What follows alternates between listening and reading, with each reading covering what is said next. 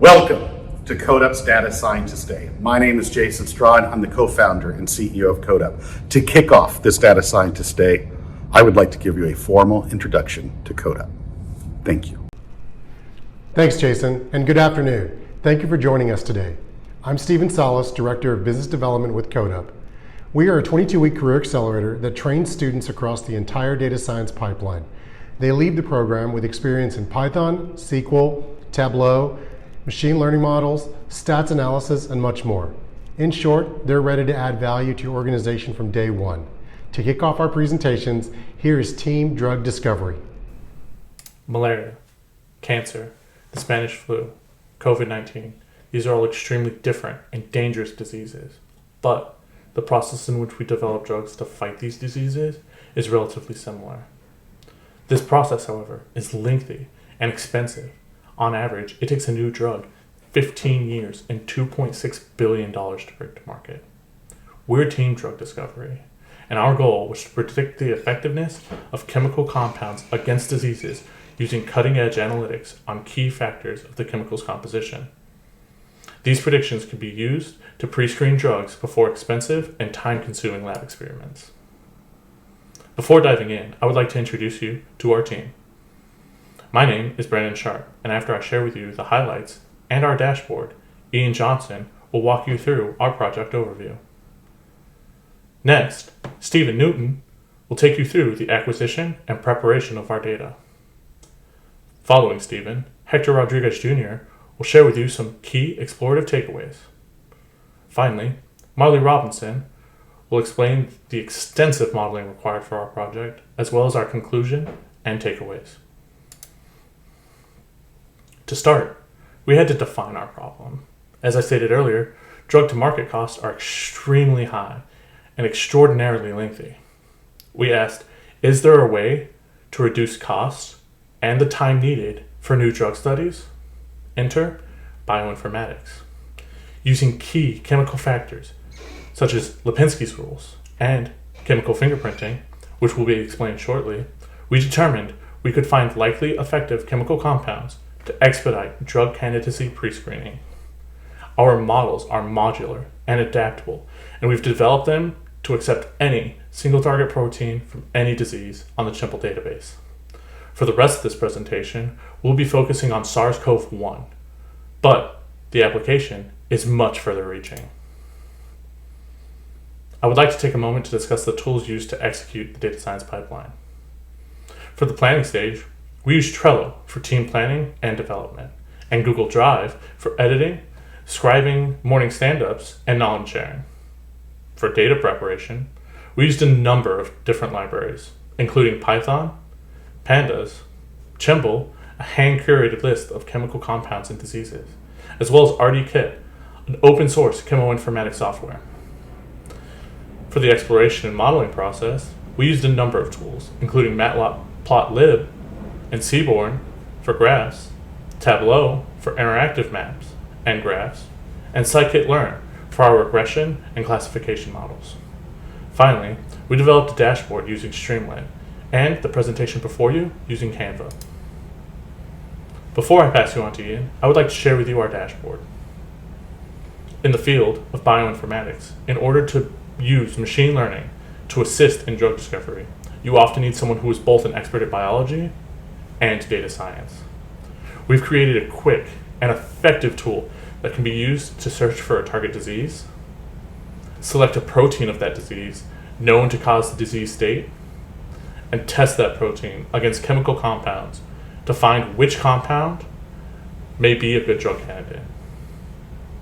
In this dashboard, we've included the regression models, the results of the regression models, and the graphs, as well as the classification models, the predictions, and which drugs we believe would be a great candidate for drugs.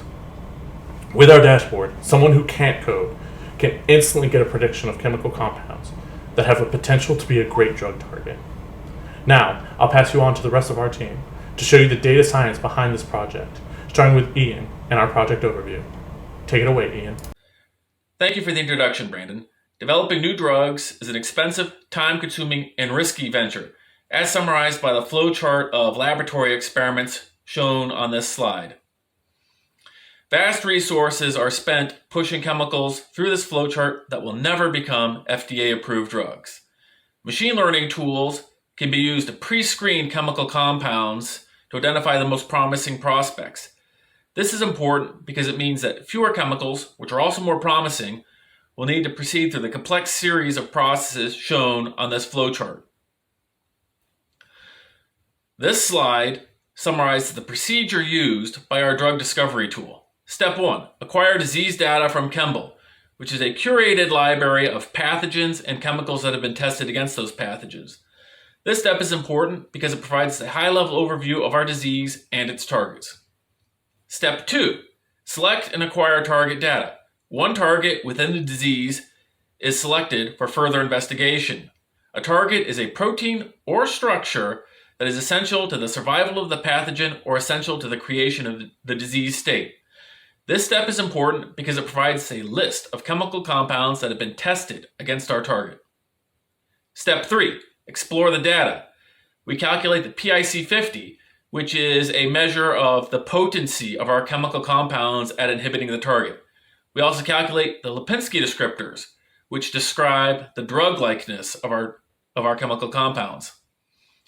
This step is important because it provides a high-level overview of how our chemical compounds interact with the target.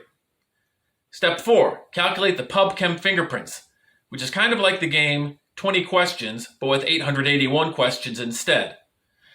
The PubChem fingerprints describe the chemical structure and makeup of our chemical compounds. This step is important because it converts a chemical structure into numerical data that a machine learning model can use to make predictions with. Step 5, modeling. The X variable, or predictor, is the PubChem fingerprints and the Lipinski descriptors. The Y variable, or the response, is the PIC50. Multiple models are used because the end user chooses their disease and target, which means there can be many data sets. Different models may perform better on different data sets. This step is important because it allows us to predict the potency of a chemical compound at inhibiting the disease when given its chemical structure. This enables pre-screening of drug candidates before laboratory analysis. And now I'll hand the presentation over to Stephen for data acquisition.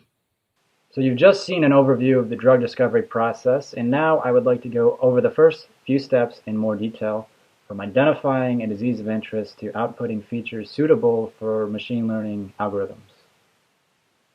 So we can either survey the scientific literature or look at Chembl's target dictionary to identify a biological target. On the left is 3CL Pro. It plays a role in replicating viral RNA. And if we can inhibit the activity of this protein, we may have found a good drug for COVID-19. So when we query the Chembl database, we find 200 compounds which have already been tested against this protein. And I've included 2 of them here.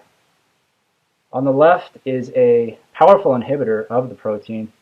And we know this because the IC50 at the bottom is very low. So it requires a small concentration of the drug, measured in nanomoles per liter, to inhibit half of the activity of the target protein.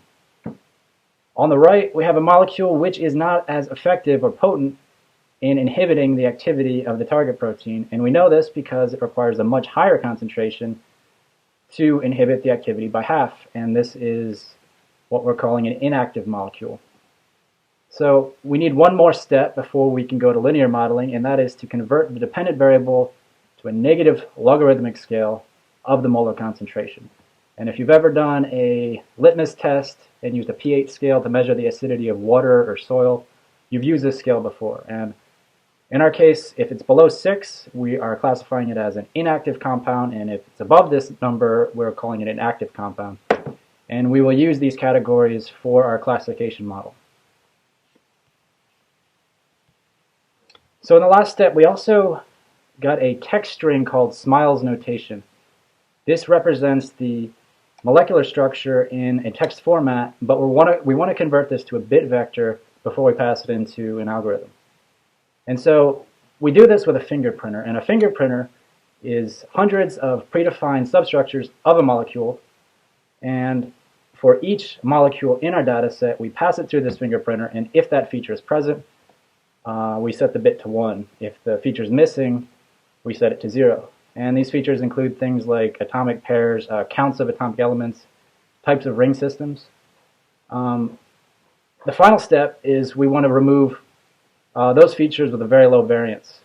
Many of these substructures will not be present in any of the molecules, and so this allows us to reduce the feature dimension of our matrix from 881 to about a quarter of that value. Hector will follow me with the exploration phase. Thank you, Stephen. In testing our hypothesis, we decided to test using the Kruskal-Wallis test. The Kruskal-Wallis test is used to determine whether or not there's a significant difference between the medians of 3 or more independent groups. In our case, as you see, we are testing against the Lipinski's rule of 5. With the interactive Tableau dashboard you see in front of you, I have the ability to drill down into the 3C-like protease protein. This dashboard shows whether the chemical compounds have a potent enough PIC50 and obey the Lipinski's rules. It shows the bioactivity class and distribution of H donors, number of H acceptors,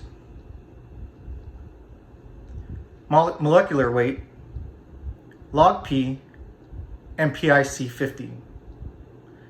Below that, I include a table with all chemicals tested against the 3C-like protease protein.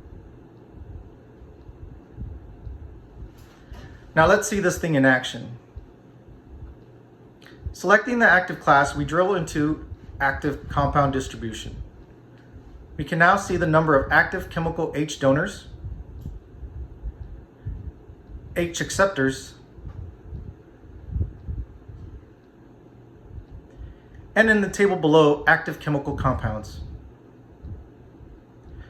Notice we have a single chemical compound with a molecular weight and log P that is less than the limit set by the Lipinski's rule of 5. The single chemical has a PIC50, which classifies it as an active compound. So let's drill down a little further by selecting the single active chemical.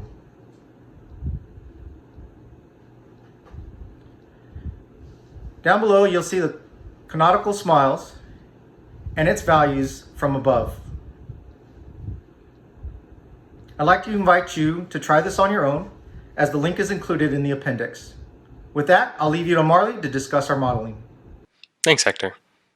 Now that we've taken a look at the acquisition, preparation, and exploration of our data, I will be kicking off modeling with a brief discussion of the features informing our models and how we chose to perform our modeling. The idea behind our models is the Lipinski descriptors and PubChem fingerprints are used to train our machine learning models to predict the outcome PIC50 score and bioactivity class of a given compound against the target protein of our chosen disease. As an example for this project, we chose to target the 3C-like protease protein of SARS-CoV-1, which is one of the proteins responsible for the replication of the virus. For the modeling portion of our project, I utilized k-fold cross-validation to reveal which model types perform best on our data. I then chose the best performing estimator from that model type to evaluate its performance on test data. I performed this for both classification and regression, with the bioactivity class being the target for classification and the PIC50 score being the target for regression. We decided to create both classification and regression models to provide the end user with both a simple classification of bioactivity as well as the more specific PIC50 score of a given molecule against the target. For regression, after extensive testing, I found that the best performing model type was a linear Bayesian ridge model. As is demonstrated by the test scores, there is a very low RMSE, but also a low R-squared score, indicating a small amount of variance explained by the model, but also a small amount of error in the predictions. Both on validate and test, our classification models outperform the baseline, even if only by a slim margin on test. This is likely due to an unbalanced class in our dataset, which is reflected by our baseline. Please note, these scores are subject to change for both classification and regression, as the dataset changes with each disease target, as well as the target structure or protein from the chosen disease. Using both classification and regression, we can preliminarily predict the efficacy of a drug against our target protein both simply with bioactivity and more in detail with the predicted p-IC50 score. In conclusion, using the canonical SMILE of each compound, we can provide accurate predictions to assist the end user with pre-screening that chemical against the chosen protein of their chosen disease. Our project is adaptable and dynamic and is usable against a wide variety of disease targets so long as the data exists in the Chembl database. The potential for further refinement and implementation in the drug creation pipeline creates a great opportunity to save both time and money in the fight against pathogens. If you have any questions, feel free to contact us. Our information is in the appendix. Similarly, for links to our interactive Tableau dashboard, our Streamlit website, and the code that powers the entire project, see the appendix as well. On behalf of the entire team, we thank you for your attention. As you just saw, the Capstones are an end-to-end data science project. The teams start by identifying a problem and a data set, forming a hypothesis, and determining stakeholders. Then they wrangle real messy data to analyze, model, and visualize in order to deliver their takeaways and recommendations in these presentations. They worked on this remotely as full-time data scientists utilizing Zoom, daily Scrum meetings, Kanban boards, and more. In the next Capstone presentation, here's Team Help Wanted. Hello, we are Team Help Wanted, and today we're going to be talking about our analysis of how the COVID-19 pandemic in 2020 affected the Texas job market. On our team is Jeff Akins, Curtis Johansson, Veronica Reyes, Adam Talbot, and myself, James Allen. On our agenda today, we will start off with an executive summary to include our goal and findings. We will cover our data science pipeline and dive into some exploration and modeling. Finally, we will wrap it up with our key takeaways, conclusion, and any additional next steps. But first, let's start with why this matters. Effectively, everyone with a job when COVID-19 hit in early 2020 was affected in some form by it. There were mostly negative effects, but also some positive opportunities. Alongside that, businesses shut down entirely and industries drastically needed to adapt or adjust. Our findings could be highly useful for state and industry leaders in predicting the job loss for their industry and allow for sufficient planning and preparation in order to minimize the negative impact if another catastrophic event were to occur. Our goal for this project was to explore the impact of COVID-19 on the Texas job market. What we found was that industries mostly had a negative impact, but a handful of industries were also positively impacted. We were able to forecast recovery timelines for a handful of industries, which looks to be roughly 3 to 26 months for employment to return to pre-COVID levels. Additionally, we took a look at various subgroups and their demographics to include gender, ethnicity, race, age, and educational level, in which we were able to identify pertinent takeaways for each demographic. Our recommendation is for industry leaders to understand how their industry can be affected by a pandemic and to be prepared if another catastrophic event were to occur. I will now be followed by Curtis Johansson, who will walk you through our data science pipeline. Thank you, James. In the data science pipeline, the plan was to analyze how COVID impacted the employment levels in Texas. In Acquire, we downloaded data from the Texas Workforce Commission and the U.S. Census Bureau. For Prepare, we dropped columns, nulls, and created features. In Explore, we identified the most impacted out of 98 different industries, looked into the demographics of these industries, then clustered based on time series characterizations. For the model, we created recovery forecast models for the 11 most affected industries. For data analytics and visualization, we use tools such as Python, Tableau, and Canva. Our data from the Texas Workforce Commission gave us our monthly employment numbers from 2016 through June 2021 and was used for clustering and model forecast. Data from the U.S. Census Bureau uses the same industry codes as its Texas labor market data and gave us quarterly employment numbers from the first and third quarters of 2020. It also contained a more robust demographic data set, which was used for exploring the demographics. Looking at the Texas job market over time, we can see from the chart that the COVID-19 pandemic had a drastic effect on the first half of 2020, with over 840,000 jobs lost in Texas. So, which industries are most affected? Looking at the chart with the raw job numbers, we can see that restaurants and bars were hit the hardest with over 150,000 job loss. We could also see a small gain in employment for the building material and gardening equipment industries, with a little more than 10,000 jobs gained. Now, I would like to introduce you to Adam Talbot as we move into clustering. Thank you, Curtis. As part of our exploration, we wanted to see if we could group industries together based on how they were affected by the pandemic.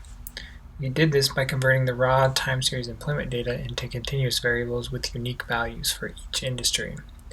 This was accomplished by characterizing the total employment behavior during 2020 using things like slope during decline, slope during recovery, coefficient of variance, and other statistical methods. Using this transformed data, we were able to leverage a clustering algorithm to group industries together. This produced 7 groups of industries as shown here. Most industries, such as food manufacturing and hospitals, were negatively affected by the pandemic, but recovered quickly. Others, such as accommodation and restaurants and bars, are still recovering. Others, such as machinery manufacturing, aren't yet recovering or are recovering very slowly. Some, such as administration of economic programs and warehousing and storage, were actually positively impacted by the pandemic. And lastly, some were not affected at all, such as the utilities industry.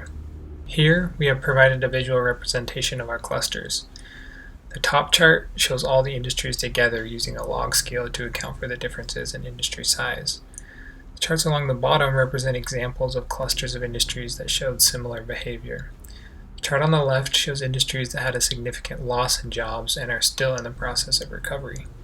The chart in the middle shows industries that have not yet started to recover or are recovering very slowly, and the chart on the right shows those that were actually positively impacted. We continued to use these clusters as we moved forward with exploration. We grouped the clusters together to create 2 new categories: industries most positively impacted and industries most negatively impacted. Some examples of industries in the positive impact group are delivery services and warehousing and storage. Some examples of industries in the negative impact group are accommodation and restaurants and bars. These 2 groups will be used as we look into how different demographics were impacted by the pandemic. Veronica Reyes will now walk us through our findings from this continued exploration. Thank you, Adam. Now that we have the clusters identified, we wanted to take a look at how the subgroups were affected for all of Texas and the most positively and negatively affected clusters that Adam spoke about. For each of the following slides, we will be looking at the raw numbers in terms of total jobs lost for the state of Texas on the left, and on the right, we will be looking at the clusters of most positively and negatively impacted industries to compare demographics. We normalize the data to look at a proportion for the jobs lost for each subgroup for the most affected clusters. When looking at how age groups were affected, overall, young adults were more negatively affected. Of the 840,000 jobs lost in Texas, the age group between 25 and 34 lost 28%, or over 230,000 jobs. When looking at the positively affected industries on the right, even 25 to 34-year-olds lost the most jobs instead of gaining jobs. And for the negatively affected industries, young adults ages 22 to 24 lost the most jobs. When comparing race and ethnicity, for all of Texas, 63% of the jobs lost were not Hispanic, but proportionally, Hispanics were most affected. And looking at the positively affected industries, the chart on the top right shows that American Indians were more proportionally hard hit by job losses, whereas African Americans were most affected in the negatively affected industries. Comparing education levels for all of Texas, those with bachelor's or advanced degrees were least affected. Only 15% of the total job losses were from those with bachelor's or advanced degrees.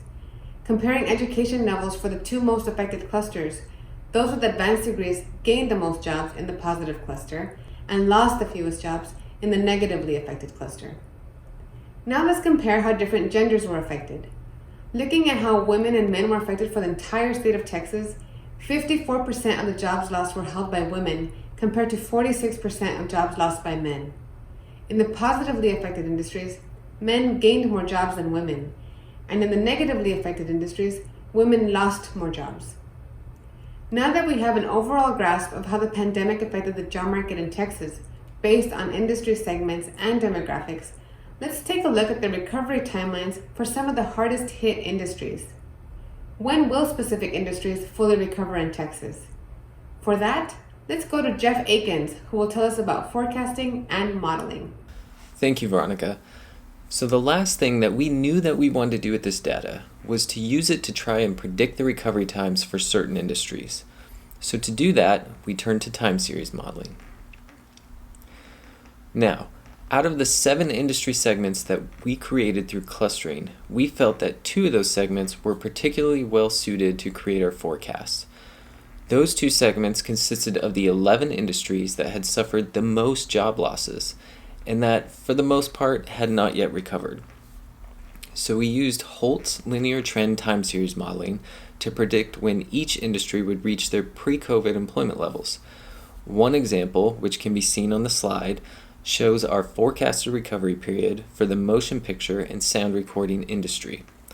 Based on how the industry has recovered thus far, we believe that it will reach pre-COVID employment levels by July of 2023. And then it'll continue its employment growth and seasonality fluctuations thereafter. Now, this slide shows our recovery predictions for all 11 of those industries within the 2 segments that lost the most jobs. The x-axis of this chart shows how many months until each industry reaches pre-COVID employment levels, starting from the end of our data set, which was in June of 2021, through the end of 2023. Some of the industries were close to full recovery as of the end of the dataset, which you can see at the bottom of the chart there, but most still have a ways to go before reaching full employment again. Lastly, it's important to keep in mind that these are forecasts based on the recovery thus far. So, the months to recover that you see here could be extended if, say, a new COVID variant emerges, like may have just happened in the last week or so. Or these times could shrink if, say, a new medical breakthrough is introduced that helps to prevent the spread of COVID. So, what are the biggest takeaways? Well, for us, after looking at all of this and based on the data available, it became clear that we could easily group industries by their employment trends during the shutdown and during the recovery, which could be useful in the future for predicting employment levels if another pandemic event were to occur. But also, as we dove into this data, we really learned the full extent of how the Texas job market was affected by COVID-19. 87% of the industries we looked at had to lay off workers during the onset of the pandemic, and hundreds of thousands of jobs were lost. Most of the industries did recover shortly after the shutdowns were lifted, but nearly 20% have yet to recover to their pre-COVID levels. Lastly, we learned that the pandemic did not affect everyone equally. For Texas as a whole, women lost more jobs than men, and proportionally, Hispanics and Latinos, African Americans, young people, and those without a college degree were hit the hardest during the pandemic. In conclusion, the COVID-19 pandemic has created an economic data point for all Texas industries. And now that this data exists, we hope that it will be used to mitigate the negative impacts on the job market if another pandemic event were to occur. Government leaders as well as industry advocates should also examine the disparity amongst demographic subgroups in regards to job losses, and be prepared to support underrepresented groups. For our next steps, well, we're going to keep an eye on our forecasting models to see how well they match up with reality, and adjust them if needed as more data becomes available. We would also like to broaden this project to the national level so that we could then compare the job loss and recovery rates between states. All right, so on behalf of Team Help Wanted, thank you all for your time and for listening to our presentation. If you would like to explore our work further or get in touch with any of us, then please visit our GitHub page listed at the bottom of this slide. At Codeup, we don't just teach statistics, SQL, Python, and various other tools. We also teach our students how to learn and approach problems with perseverance and self-reliance. This is what builds up adaptable professionals. They can learn to use whatever tools they have to create meaningful solutions. This adaptive expertise is often referred to as learning agility, one of the most highly sought after qualities in the tech field. As you watch our next presentation, you'll see how this group turned a problem into an innovative solution. Here's Team the Stroke Predictors. Hello and good afternoon, everyone. Thank you for taking the time to be with us as our team, the Stroke Predictors, presents our project, The Science of Stroke Prediction. Why is the subject of stroke important? Every 40 seconds, someone in the United States has a stroke. Every 4 minutes, someone dies of stroke. Those of you viewing our presentation may know of someone who has had a stroke, or like one of our teammates, had a loved one die of stroke. Therefore, our team wants to reduce these numbers. We want to identify key drivers of stroke and model accurate predictions that mitigate future occurrences of this disease. I would like to introduce the Stroke Predictors team and go over our project agenda. I am Randy French, and I will go over our executive summary, which is our objective and our findings from the project. Carolyn Davis will cover wrangling, how we acquired the data and prepared it. Eli Lopez will handle analysis. He will give us the details of what we found from our visualizations. Jacob Paxton will detail modeling.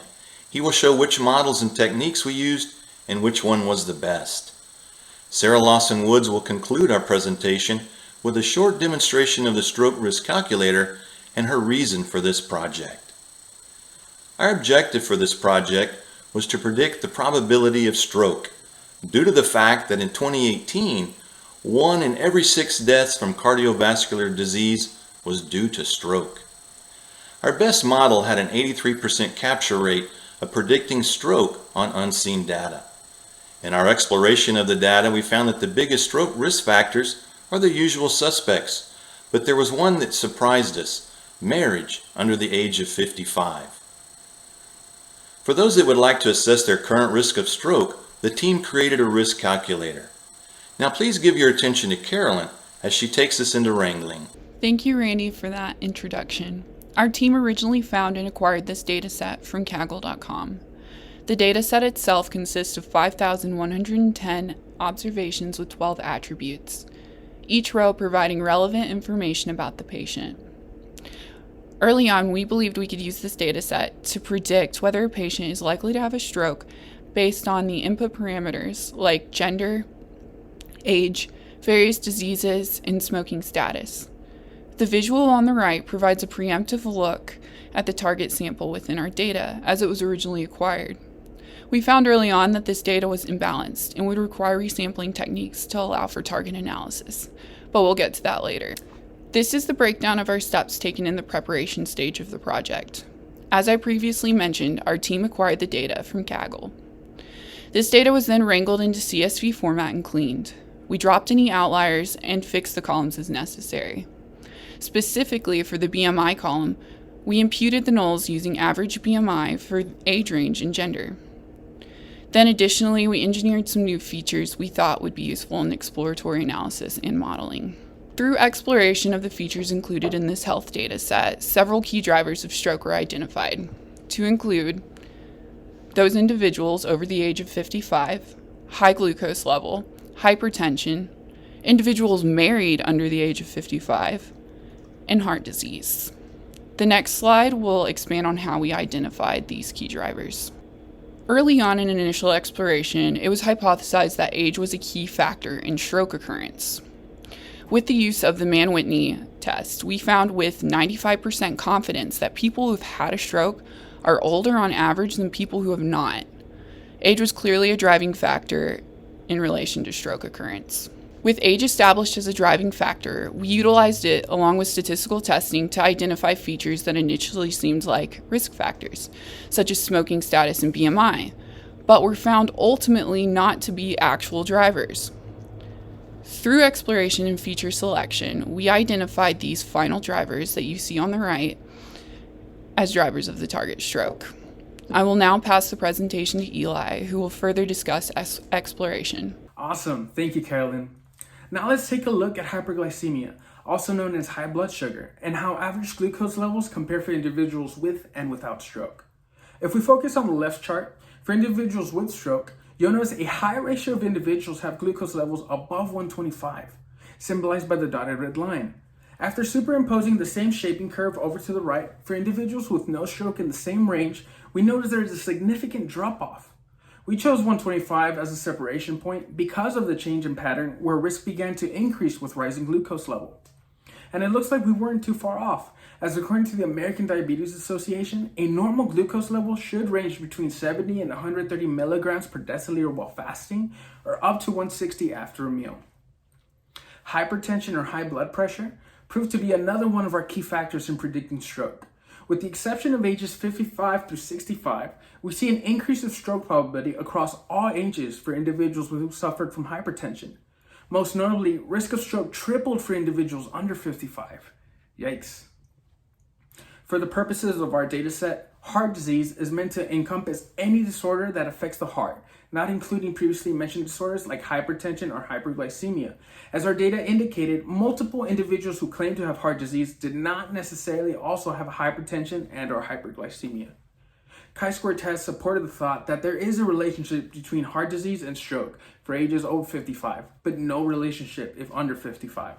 The following chart is a great illustration of that, with probability of stroke appearing to double for individuals over 55 with heart disease. Lastly, we have arrived at marriage. Who would have known it was such a big deal, right? Chi-square tests supported the idea that there is a relationship between marriage and stroke for ages under 55, but no relationship once over 55. What's interesting is our data showed a 345% increase in stroke probability for those who were married under 55. This, however, may be misleading, as we notice on the chart to the left, mean stroke probability jumps from 0.3% to 1.4%. This is just a 1% difference. In our case, this roughly represents 11 out of 1,000 people. While the increase might appear minor, as a team, we decided to include it as one of our top 5 features. Now, looking at the second chart, you might have noticed marriage appears to be beneficial in the long run, since probability of stroke drops for married individuals over 55. However, as previously mentioned, chi-square tests do not support a relationship between marriage and stroke once over 55, meaning this drop could be attributed to other factors, such as having children or taking on the responsibility of caring for loved ones. With that said, I'll now hand it over to Jacob, who will walk us through modeling.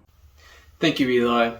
In order to prepare for modeling, we used the top features from Preparation and Explore, and we applied resampling to fix the class imbalance in our target. We used the synthetic minority oversampling technique, or SMOTE for short, to oversample the minority class. Oversampling is represented in the chart at the bottom of this slide. We also used Tomek links to undersample the majority class. Undersampling is essentially shortening the gray bar close to the blue bar in that same chart. Combined, the end result of this resampling is bringing both classes to equal amounts. Making these changes will improve the potential performance of the models we create. With preparations complete, the team chose priorities for modeling. We wanted to avoid outcomes where a person was at risk for stroke, but our model said that they were not at risk for stroke. In order to limit this outcome, the team prioritized models that were good at predicting that someone was at risk for stroke. In other words, the team optimized for recall. There are problems with only optimizing for recall. In order to mitigate those issues, the team also prioritized models that had a high overall accuracy. Our baseline, which predicts every person had a stroke, has a recall of 100% because it will capture every case where someone had a stroke. But the baseline will predict 95% of cases wrong, yielding a 5% overall accuracy. By this stage, the team aimed to come close to 100% recall and significantly outperform the baseline accuracy of 5%. The team created dozens of models with different hyperparameter combinations. Ultimately, 5 models were chosen as the top performing models. In addition to recall and accuracy, the team evaluated an additional metric for these top 5 models, the receiver operating characteristic area under the curve, otherwise known as the ROC-AUC. This metric is standard for the data science community to evaluate model performance. In simple terms, the ROC curve plots a model's ability to differentiate between correct and incorrect outcomes, and the area under the curve shows a model's performance in that metric. Our best performing model, the Gaussian naive Bayes model, had the highest ROC-AUC of the top 5 models, with an AUC of 85%. As you can see in the chart, our model's ROC curve is plotted in orange, and the baseline is plotted in blue. The ideal area under the orange curve is 100%, and the minimum is the baseline at 50%. With an AUC of 85%, our model significantly outperformed the baseline in this metric. Using the features we selected, our best performing model is the Gaussian naive Bayes model. The model's recall score is 83% on unseen data, meaning it correctly predicts that someone had a stroke in 83% of cases. The model's accuracy is 65%, meaning it can predict whether someone had a stroke or not in 65% of cases. Finally, the model's ROC-AUC is 85%, as previously mentioned. This model significantly outperformed the baseline on accuracy and ROC-AUC and came close to the baseline's 100% recall. Now, Sarah will walk us through the team's stroke risk calculator. Thank you, Jacob. Now I'll talk to you a little bit about our stroke risk calculator and tell you how it works. So the questions for the calculator were developed based on the questions that we answered in the exploration section of this project. We take the answers from the user, and in conjunction with the Gaussian naive Bayes model and the sklearn predict proba method, the calculator combines this information to output a stroke risk for each user. Next, I'll show you how that works. In this first example, this individual is 30 years old. They have an average glucose level of 135. They do not have hypertension. They do have heart disease, and they are either married or have been married, and their risk for stroke is calculated to be 2%. In the next example, this individual is 58 years old. They have an average glucose level of 150. They do have hypertension and heart disease, and they have never been married, and their risk for stroke is 63%. In a couple slides, I'll give you access to where you can use this stroke calculator and calculate your own risk. In conclusion, our findings were that advanced age, heart disease, hypertension, glucose level, and marital status all are key drivers of stroke. We shared with you our Gaussian naive Bayes model, which was our best model, and we also shared with you our stroke risk calculator. We recommend that if you fall into any of the above mentioned categories, that you be aware of your increased risk and also see your physician regularly. With additional time, we would collect more records to train our models, and we would also conduct further multivariate analysis. To take a deeper look into our processes or to access our stroke risk calculator, please visit the link below. This project is dedicated to my brother-in-law, Jerry Cottingham. He passed away in 2019 due to complications from a stroke, and to all others who have lost their lives because of stroke. Thank you all for your time and attention. In our program, we don't rely solely on lecture, theory, and hypotheticals. Instead, we put our students to work with raw data sets of all shapes and sizes, exposing our students to ambiguity, outliers, and imbalanced data. We use real messy data sets so that students are prepared to clean and analyze whatever information they are given on the job. While many programs rely on theoretical knowledge and pre-cleaned data sets, our students have worked hands-on throughout the entire data science pipeline, from planning, acquisition, prep, exploration, modeling, and delivery. As you watch the next group, pay special attention to how they acquired and prepared their data. Here's Team American Perspectives. Have you ever worked with someone who is extremely pessimistic about the future? Or have you yourself been extremely pessimistic in the workplace? I want you to think about how this affected your group dynamic if you were working on a project together, or the workplace dynamic as a whole if there were a lot of pessimistic attitudes around you. We all know being surrounded by pessimism can be toxic, draining, and decrease productivity. My name is Alexia, and I'm joined by Brooke, Charles, Jason, and Malachi. And we are here today to analyze the drivers of pessimism and how you, as business leaders, should strategize to address your employees' concerns about the future in order to create a more optimistic work environment. We use survey data that question individuals about their attitude of the future of America. When analyzing the data, we decided to look at the drivers of pessimism and frame it around the lens of the workplace, because pessimistic attitudes in the workplace can lead to an ineffective work environment. Our goal was to look at our survey data as a whole and also split it into different demographic groups in order to find key drivers of pessimism. We also built models to predict pessimism on the whole dataset and each individual demographic group that we explored. After our exploratory analysis and modeling, we found the top drivers of pessimism, regardless of demographic group, are the future of the economy, the quality of life for families and children in America, and education. What we recommend you as business leaders do is create a business plan to address both internal and external drivers of pessimism in order to attract and retain employees. Now let's review our agenda for today. Charles will review how we prep the data for exploration and modeling, followed by Brooke, who will review the drivers of pessimism for the demographic groups of income and age. Then Jason will review the exploratory analysis of age and gender, followed by Malachi, who will review the drivers of pessimism based on political party. Thanks, Alexia. As you can see here, the American Trends Panel dataset is composed of 10,000 adults selected at random from across the entire United States, performed by Pew Research. These respondents had been recorded over the years, and they take the surveys frequently. And this data consisted of about 2,500 observations that are usable from these 10,000 adults. The data format comes in as a .sav, which is an IBM statistical package for the social sciences. And we are targeting the respondents' level of pessimism in general based on the 124 different survey questions that compose the data set where these respondents answered. The data comes in as a pandas categorical object where the data is pre-binned based on each possible response. The demographic attributes of the data that we wanted to measure consisted of gender, age, income, education, and political leaning.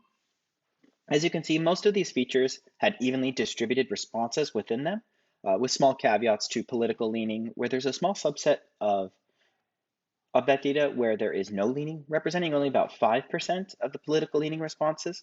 And within education, where only 26 had some college as opposed to a pretty even distribution between high school or less and an undergraduate degree. You can see the various packages that were used, particularly with the SK Learning module, utilizing K-means, decision tree classifier, multinomial naive Bayes, random forest classifier, K-nearest neighbors, and logistic regression were just some of the models that we used within the SK Learning module, as well as others, like Seaborn for visualization and Trello for project management.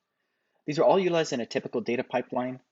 Version control was implemented via GitHub and GitHub Pages for website hosting. We converted these categorical bin data into strings so that we could filter out the bins and remove them from the model.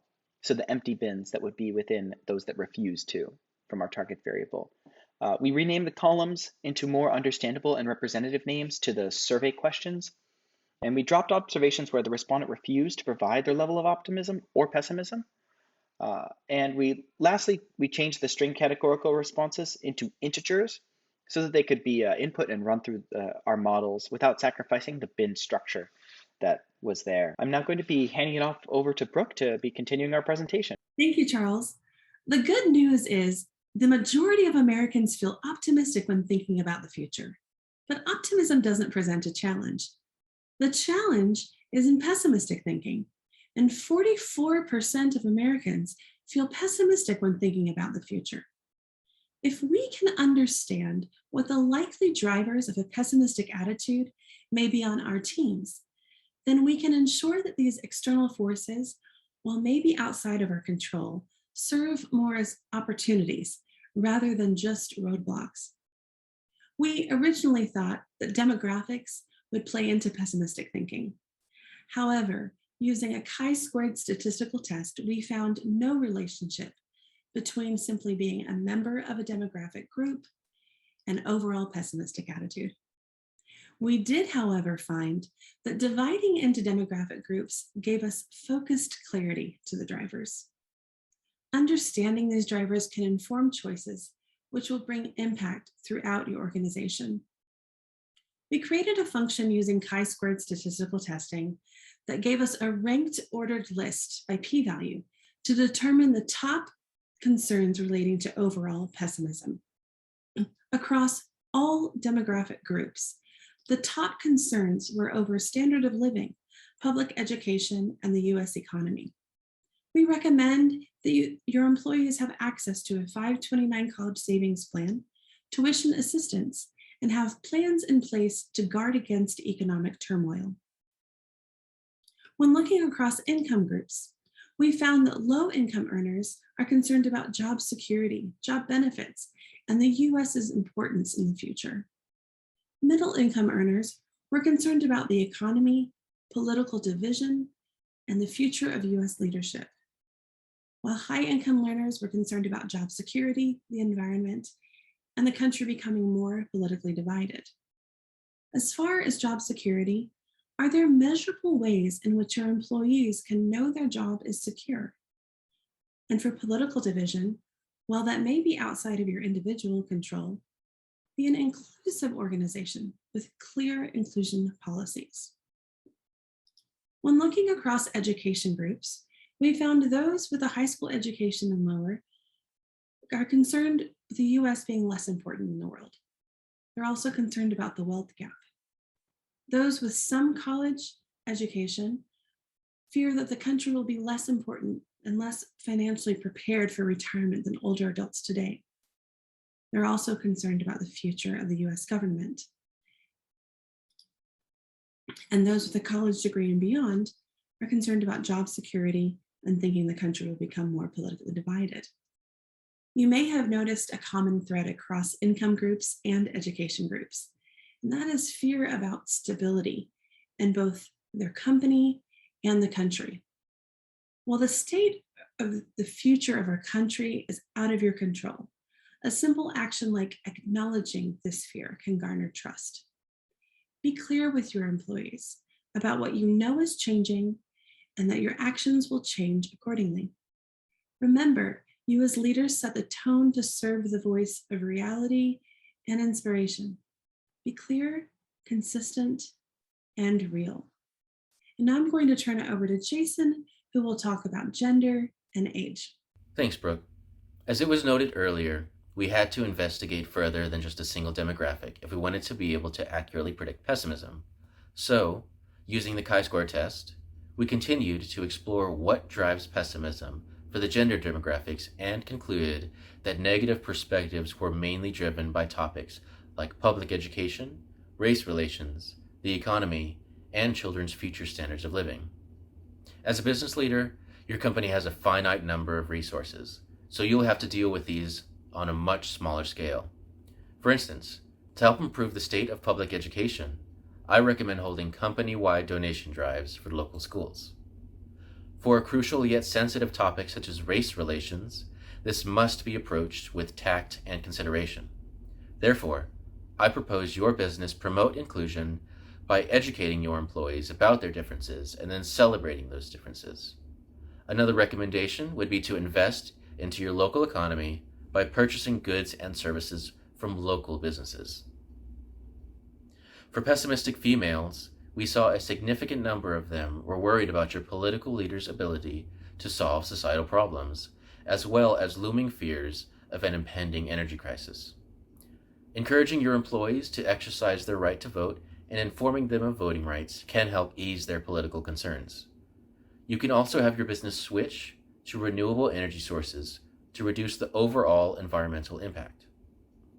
On the other hand, pessimistic males were mostly concerned with the negative effects of job automation, specifically losing their job as a result of automation, as well as a consequential increase in wealth inequality. For these concerns, you can hold your employees workshops that would help strengthen their skills for the workplace. While exploring age demographics, we again noticed a pattern of recurring yet significant shared concerns, which revolved around education, the economy, and race relations. My previous recommendations will still hold true for these issues. However, we also found that pessimistic people from all ages were seriously concerned about the overall importance of the United States in the future. You can reassure them that, despite the company's position in the world, you will do your best to act with your employees' best interest in mind. For the youngest demographic, aged 18 to 29, they showed more concern for the future of job security and the overall Social Security benefits. Since retirement is furthest for this group, assisting them with retirement planning will help prepare them for retirement.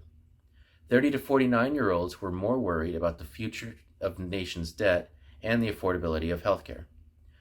I don't believe that your company is willing to cover the costs of our nation's debt, but you could address concerns by informing your employees about how your nation's debt affects them and how they will be able to make the most strategic investments that yield the greatest returns. As for healthcare affordability, offering health benefits that best fit your employees' concerns would make one less thing for them to worry about. For the 50 to 64 age group, being prepared for retirement and worrying about having to work into their 70s were major issues, while people 65 and up were primarily concerned with the current state of American moral values and the competency of political leaders. One possible solution is to offer employee matching for retirement contributions, since it's never too late to start planning. I also recommend that you, as a company, embrace and promote your core values to create a more positive and friendlier work environment. We will now go to Malachi to continue with exploration and then modeling. Thank you, Jason. The next demographic subset we looked at was political parties. We found there was no significant difference in pessimism levels based on political party.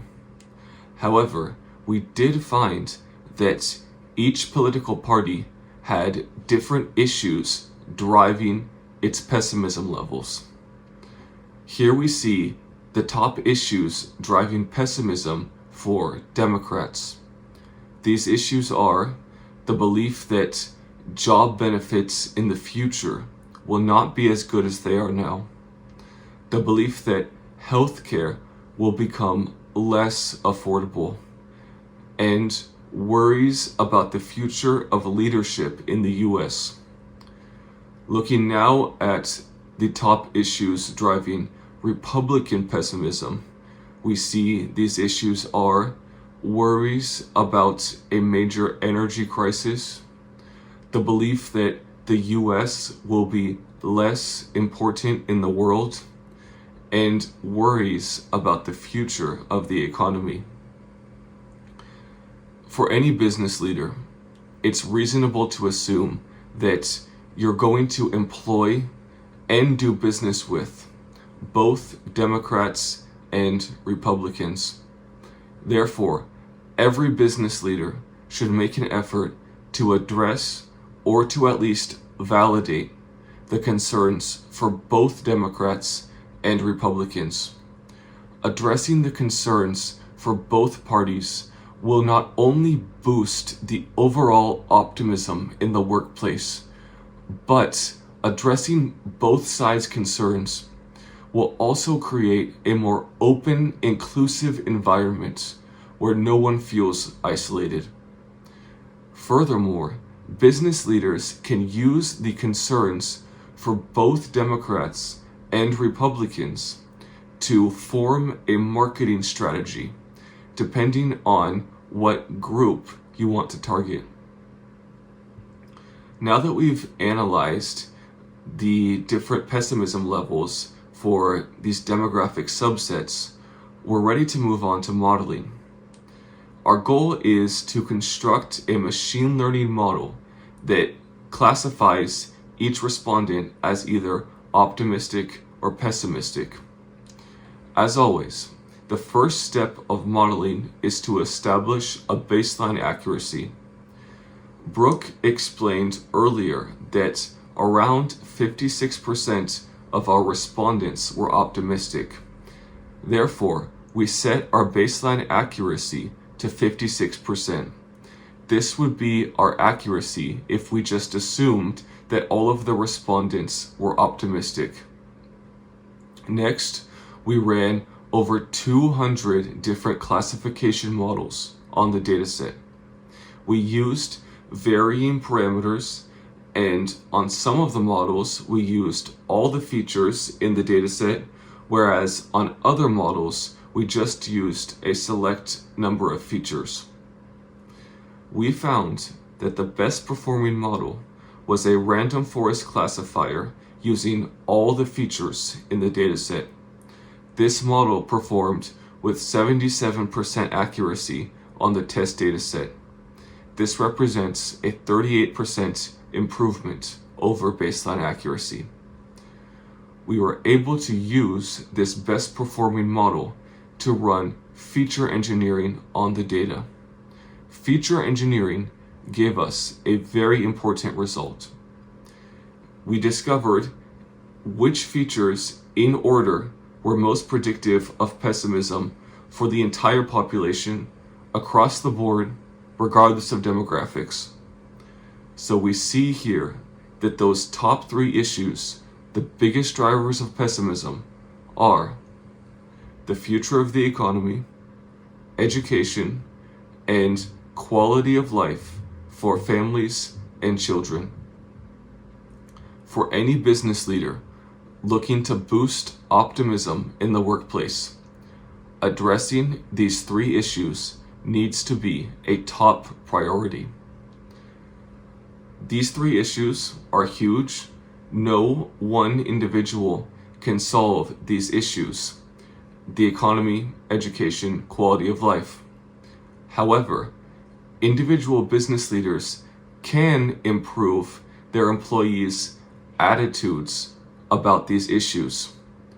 To use the example of the economy, business leaders can give their employees a sense of job security and a sense of upward growth in the company, even in times of an unstable economy.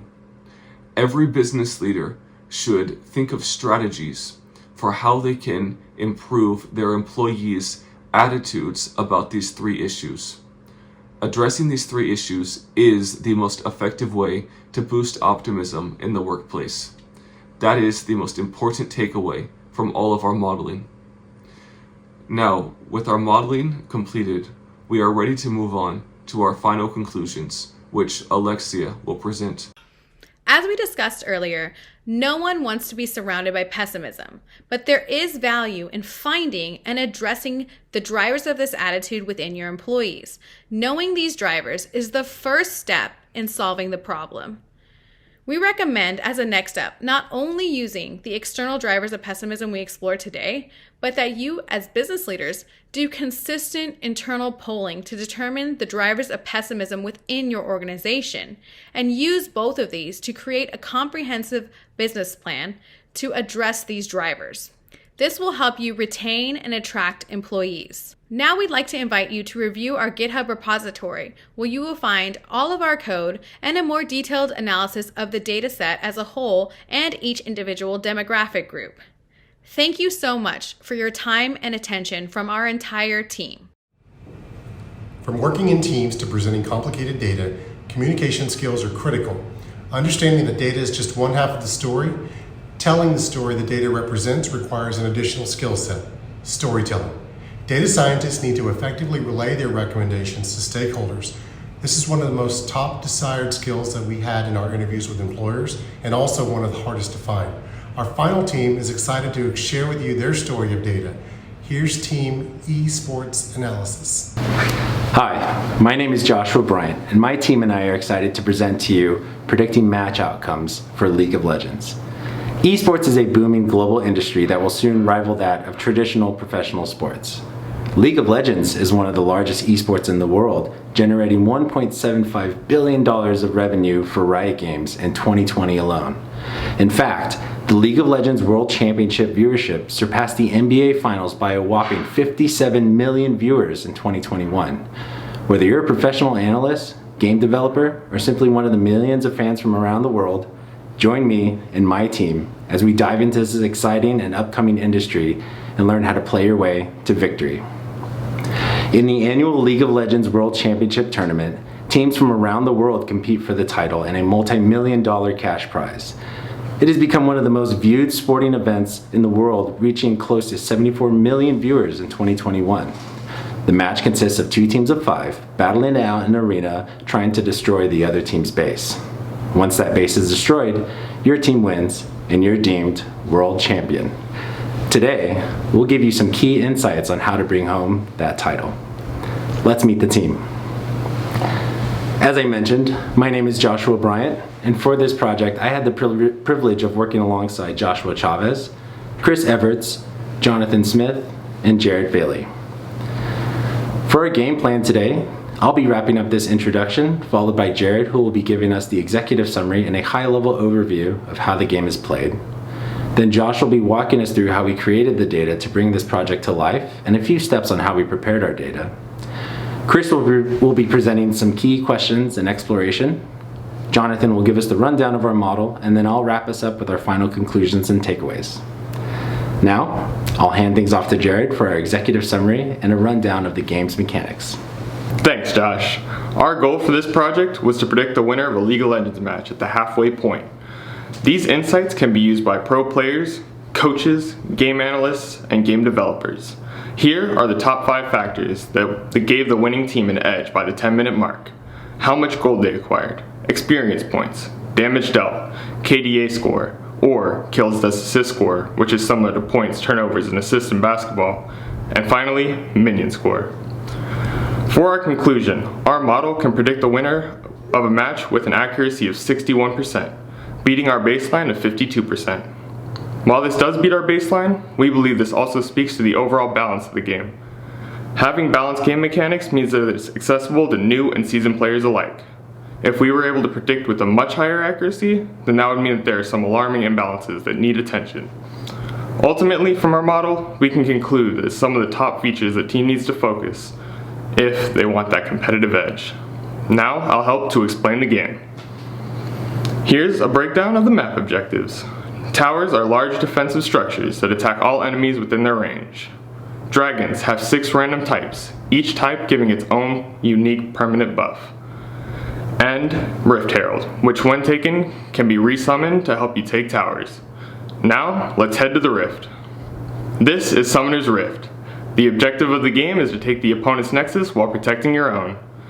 Each nexus is protected by 2 towers, and the base holds 3 inhibitors, which when taken will help to speed up your victory. Each lane has these 3 towers protecting the base, and in the middle are 2 neutral objectives, Dragon at the bottom and Rift Herald at the top. They can be taken by either team and normally require multiple players to get. Each team sends the players down these 3 lanes. Both are accompanied by minions. Killing these minions will give the player both experience points to gain levels and gold to spend on items to get stronger. Now, let's start the game. The player pushes down the lanes, taking towers and objectives along the way, until finally, the Nexus is destroyed. Congrats, you just won your first game of League of Legends. Now here's Josh to walk you through how we got our data. Thank you so much, Jared. I am very proud to present how we created our dataset. It was a multi-step process, so as a result of this, most of our time as a team was spent on this part of the project.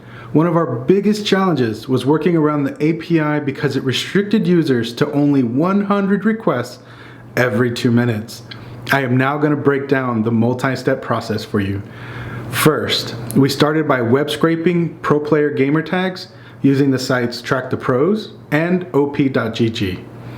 Then we had the gamer tags, and we used the gamer tags and the API to retrieve an encrypted ID for each player. Then, once you have the ID, you can now request the match IDs, and the match IDs were finally used to pull the JSON files. These 2 JSON files hold different information about the same game. Then, we were confronted by a small problem. Our JSON files were heavily nested. Here's an example of one of our nested JSON files. We used all of our paired JSON files to create a nice tidy dataset where each observation is represented by a single game. Ultimately, we used an API to create a new dataset that had not existed before. We acquired roughly 4,800 games, which one can roughly translate to 10,000 API requests. This required team coordination, communication, and running code overnight. And truthfully, it was more like running code over multiple nights. For the prepare, since we pulled most of our data from the JSON files, most of the data was already in the format we needed it to be. So our prepare only required small amounts of touch-ups, and these included filtering out ranked games, replacing nulls with 0, renaming columns, and feature engineering, then splitting the data.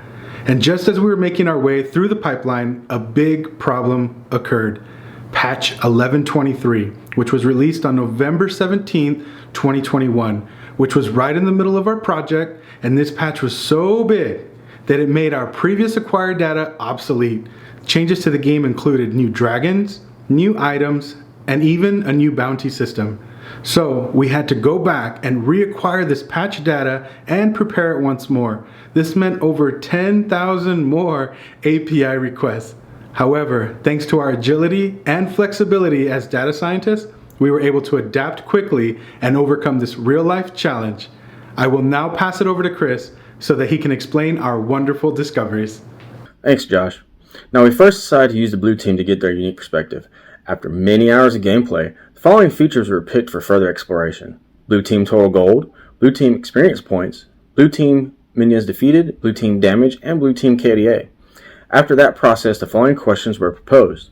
Will increase in experience points and gold change the outcome of the game? Will having more kills and physical damage dealt lead to a win? Will defeating more minions gain an upper edge? The answer to the first questions was yes. An increase in the amount of experience points along with the increase in total gold difference was a big advantage. The statistical significance fell in line with a p-value less than alpha. The answer to our next question, we found that if increasing the physical damage along with just not dying led us to having an upper hand. A p-value of 0.01 reinforced the significance of these features. Next, it was discovered defeating minions was significant in the early game, with a p-value that was extremely close to 0. Exploring other feature combinations could yield better results in finding key drivers that could affect the outcome of the game. As you can see in the KDA graph, the blue team has the advantage. However, all of the other features show how well the balanced game truly is. The early game is any one person's to win, really. I will now hand it off to Jonathan to explain the results. Thanks, Chris. Although I'll be going over each point in more detail later, our overall process for predicting match winners is shown here. First, we prepared the data for modeling and created a baseline so that we had something to compare our models against. Then we built our random forest classifier models, chose the best one, and finally evaluated that model on the unseen data in the test set.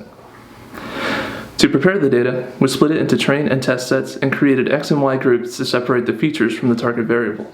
We didn't use a validate set since we performed cross-validation when we created our models.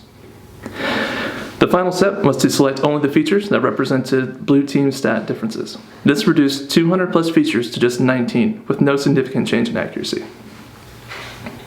Since it was a classification problem, we based our baseline prediction on the team that won the most matches in our trained data set. The red team ended up having slightly more wins than the blue team and resulted in our baseline accuracy being 52%. For this project, we utilized cross-validation and grid search functions to build an optimized random forest classifier. We ended up creating 225 different versions, and our best model had a mean cross-validated accuracy of 64%, which is a 23% improvement over our baseline. Before moving on to the evaluation stage, I'd like to take a moment to briefly describe how our model works. To begin, we'll go over a core component of the random forest classifier, the decision tree. Essentially, a decision tree operates by asking true-false questions of specific features in the given dataset until it arrives at a conclusion. For example, in the context of our project, a decision tree could ask, is blue team gold difference greater than 100? The decision tree evaluates, follows the appropriate path, and asks another question. Is blue team XP difference less than 100? Again, the decision tree evaluates, follows the appropriate path, and, in this example, comes to the conclusion that blue team will win the match. Random forest classifiers utilize many of these individual decision trees, and each tree is created with random features and random samples from the given data set. Each tree will make decisions and come to their own conclusions. A random forest classifier then tallies up the results of the individual decision trees and makes a prediction based on the most common outcome. In this example, the vote is 3 for blue team and 2 for red team. Therefore, the random forest classifier makes a prediction that blue team will win the match. Now with that understanding, we'll move on to our model's evaluation. Once we had our best model, we refit it on the entire trained dataset because cross-validation only fits a model on a fraction of the data. After that, we evaluated our best model on the unseen data and found that it correctly predicted the match winner 61% of the time. And now, Josh will wrap things up with a conclusion. Thanks, Jonathan. So, what did we achieve today? We found that we're able to find a slight edge as early as the 10-minute mark. But overall, the game is really balanced and accessible to the millions of players from around the world. Pro players just know how to find that early edge and hold on to it to win the match. Next, thanks to the flexibility and the power of data science, we're able to adapt to vast amounts of fluctuating data and create our own data sets for analysis.